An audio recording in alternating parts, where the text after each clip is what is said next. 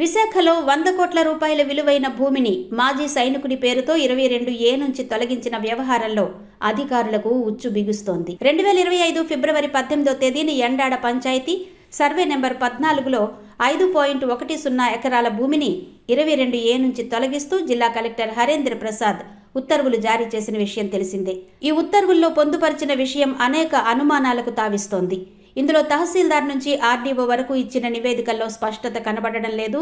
పైగా ఈ నివేదికలు ఏ తేదీన ఇచ్చారు అన్న వివరాలను కలెక్టర్ పొందుపరచలేదు.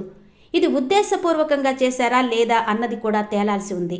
2017 వరకు ప్రభుత్వ భూమిగా నమోదై ఉన్న ఈ భూమి ఉన్నట్టుండి మాజీ సైనికుని భూమిగా ఎలా మారిపోయింది?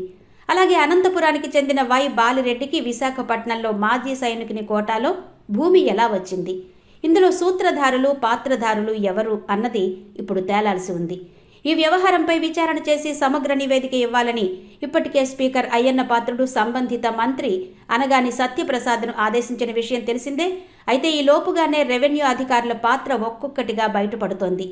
నిబంధనల ప్రకారం సిపాయి, లాస్ నాయక్, హవాల్దార్ మేజర్ స్థాయి ఉద్యోగులకు మాత్రం మాజీ సైనికుని కోటాలో ప్రభుత్వం వ్యవసాయ భూమిని కేటాయించవలసి ఉంది. కానీ విశాఖలో ప్రభుత్వ భూమిని పొందిన అనంతపురం వాసి వై బాలిరెడ్డి ఈ కేటగిరీ ఉద్యోగి కాదు అని జిల్లా కలెక్టర్ హరేంద్ర ప్రసాద్ తన ఉత్తర్వులోనే స్పష్టంగా వెల్లడించారు. బాలిరెడ్డి హోదా జూనియర్ కమిషన్డ్ ఆఫీసర్. ఈ విషయాన్ని కలెక్టర్ ఉత్తర్వులో స్పష్టంగా వెల్లడించారు. అయినా బాలిరెడ్డి పేరు మీద తయారు చేసిన ఫైలును బతికించడానికి మల్లగుల్లాలు పడ్డారు. చివరికి బాలిరెడ్డి దరఖాస్తును భూమి లేని నిరుపేదగా పరిగణించి భూమిని కేటాయించినట్టు కలెక్టర్ సర్దుబాటు చేసుకున్నారు.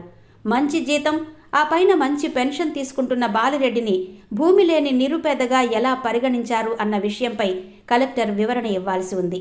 పైగా అనంతపురం వాసికి విశాఖపట్నంలో భూమి లేని నిరుపేద కోటాలో ఎలా భూమి ఇస్తారు? విశాఖపట్నంలో భూమి లేని నిరుపేదలు లేరా? భూమి లేని నిరుపేదకు భూమి ఇవ్వాలంటే జిల్లా అసైన్మెంట్ కమిటీ ఆమోదించాలి. అలా బాలిరెడ్డికి భూమి ఇవ్వాలని అసైన్మెంట్ కమిటీ ఆమోదించిందా? ఆమోదిస్తే ఆ వివరాలను ఎందుకు బయట పెట్టలేదు అంటే అన్ని వాస్తవాలను కలెక్టర్ హరేంద్ర ప్రసాద్ మభ్యపరిచినట్టే అర్థమవుతోంది.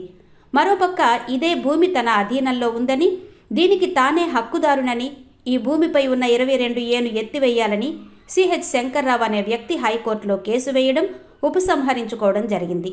అంటే బాలిరెడ్డి ఫైల్ నడుపుతున్న వాళ్లే ఈ కేసును వేయించి వాళ్లే వెనక్కు తీయించారన్న విషయం కలెక్టర్కు అర్థం కాలేదా?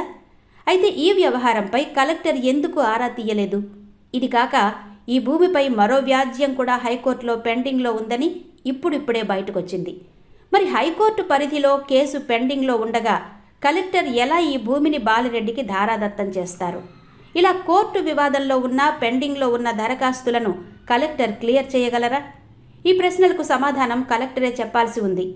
రెవెన్యూలో పైనుంచి కింది వరకు మామూళ్లు జల్లుకుంటూ భూమిని కాజేసినట్టు తీవ్రమైన ఆరోపణలున్నాయి. దీనిపై సిబిఐ, ఈడీ విచారణ చేస్తే గానీ అసలు దొంగలు బయటపడే అవకాశం లేదు.